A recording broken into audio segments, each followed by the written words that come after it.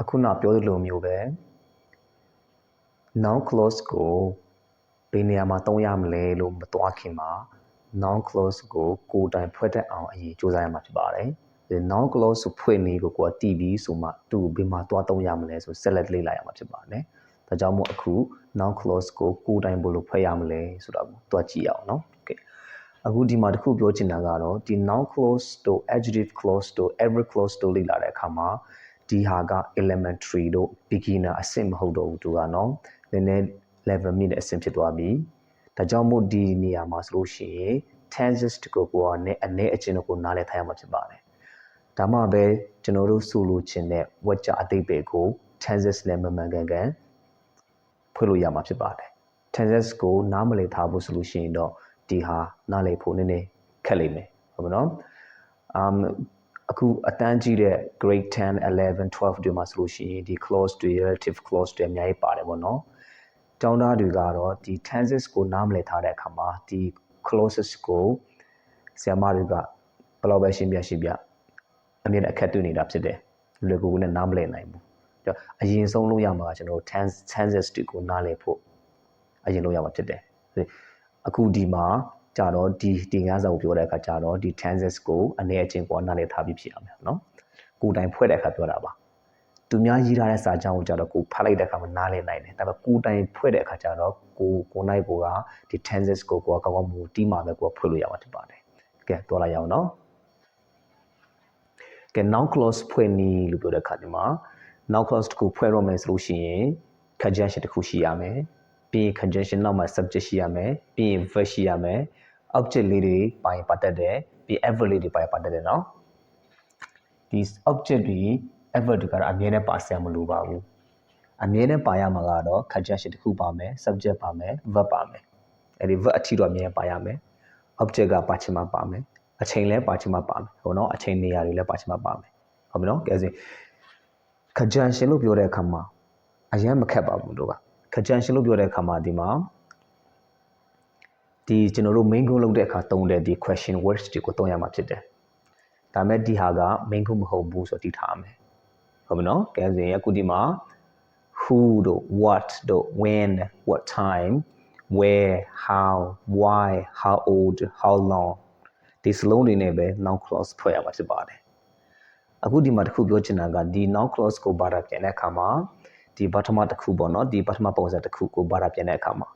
ဒီလိုဖွဲ့နည်းက၃မျိုးရှိတာဟုတ်တယ်ဒီ WH စလုံးတွေနဲ့ဖွဲ့တာတစ်ခုရှိတယ်ပြီးရင် if နဲ့ဖွဲ့တာတစ်ခုရှိတယ်နော် if whether ဖွဲ့တာရှိတယ်ပြီးရင် that clause ရှိသေးတယ်နော် that နဲ့ဖွဲ့တာရှိတယ်၃မျိုးရှိတယ်အခုဒီဟာကတော့ WH question စလုံးနဲ့ဖွဲ့တဲ့ဟာပါဟုတ်နော် main goal ပုံစံကို noun clause ဖွဲ့တဲ့ပုံစံပေါ့နော်ကဲဟုတ်ပြီဆိုရင်ဒီဟာကိုဘာသာပြန်တဲ့အခါကျတော့ဆိုတာလို့ဘာသာပြန်ရမယ်ဒီမှာလောကဆိုတာကဒါမှမဟုတ်ဆိုတာကိုအဲ့လိုဘာသာပြန်ရမှာဖြစ်တယ်နော်ကဲအခုဒီမှာ conjunction who တုံးထားတယ်နော် who you are who are you အဲ့လိုပြောလို့မရဘူးဘာဖြစ်လို့လဲဆိုရင်ကျွန်တော်တို့က noun clause ဖွဲ့နေတာဖြစ်တယ်ဒါမှမဟုတ် who you are လို့ပြောမှာဒီ who you are ဆိုတာကစလုံးအခြေအနေလည်းမစဘူး full stop လည်းမချရဘူးဘာဖြစ်လို့လဲ तू ကဝါကြမပြီးဆုံးသေးဘူးမေးဘဒူလဲဆိုတာအဲ့လိုပဲရှိသေးတယ် तू ကမပြီးဆုံးသေးဘူးနောက်ဝါကြတစ်ခုကို तू ကမြေခိုးပြီးတော့ဝင်သွားရမှာဖြစ်တယ်မင်းဘဒူလဲဆိုတာခုနပြောသလိုဂယုမဆိုင်ဘူးဆိုတဲ့စာကြောင်းမှာ तू ဝင်သွားမယ် I don't care who you are လို့သွားမယ် I want to know who you are မင်းဘဒူလဲဆိုတာကိုငါသိချင်တယ်အဲ့လိုလာမှာနော် okay နောက်တစ်ခုကတော့ what နေထားတယ် what he is doing သူဘာလုပ်နေတာလဲလို့မင်းနေတာမဟုတ်ဘူးသူလုပ်နေတဲ့ဟာသူဘာလုပ်နေတယ်လဲဆိုတာကဒါမှမဟုတ်သူဘာလုပ်နေတယ်လဲဆိုတာကို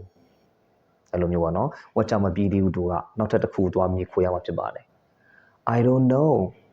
what he is doing သူဘာလုပ်နေတယ်လဲဆိုတော့ငါမသိတော့ဘူးအဲ့လိုမျိုးပေါ့နော်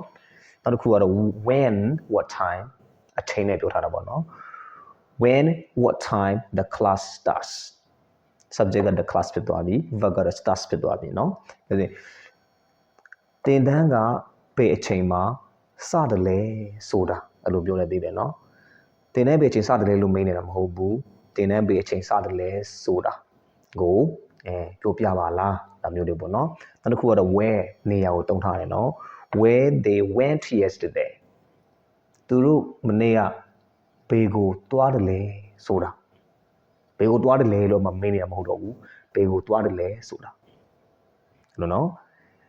how you studied English မင်းအင်္ဂလိပ်စာကို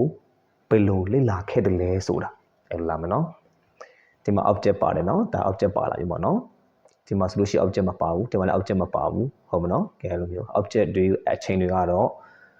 ပါချင်လဲပါမယ်မပါချင်မပါဘူးเนาะဒါပေမဲ့ verb အထိတော့အမြဲတမ်းပါရမှာဖြစ်တယ်နောက်တစ်ခုတော့ကြည့်အောင် why she is so angry today ဒီနေ့သူမဘာကြောင့်အရန်စိတ်ဆိုးနေတယ်လဲဆိုတာဟုတ်လို့เนาะဘာကြောင့်စိတ်ဆိုးနေတယ်လဲလို့မေးနေရမဟုတ်တော့ဘူးဒီနေ့သူမဘာကြောင့်အရန်စိတ်ဆိုးနေတယ်လဲဆိုတာကိုဆိုတာကအဲ့လိုဒီပဲเนาะhow old he is ဒီမှာ how old is he မဟုတ်တော့ဘူး how old he is သူအသက်ဘယ်လောက်လဲဆိုတာအဲ့လိုဒီပဲเนาะ tell me how old he is အဲ့လိုပေါ့ကွာအဲစာကြောင်းတစ်ခုမှတော့ထည့်လိုက်မယ် how long you have been studying English ဒီမှာကျတော့မင်းအင်္ဂလိပ်စာလေ့လာနေတာဘယ်လောက်ကြာပြီလဲဆိုတာကိုဆိုတာကအဲ့လိုပါတာပြန်မှာဖြစ်ပါတယ်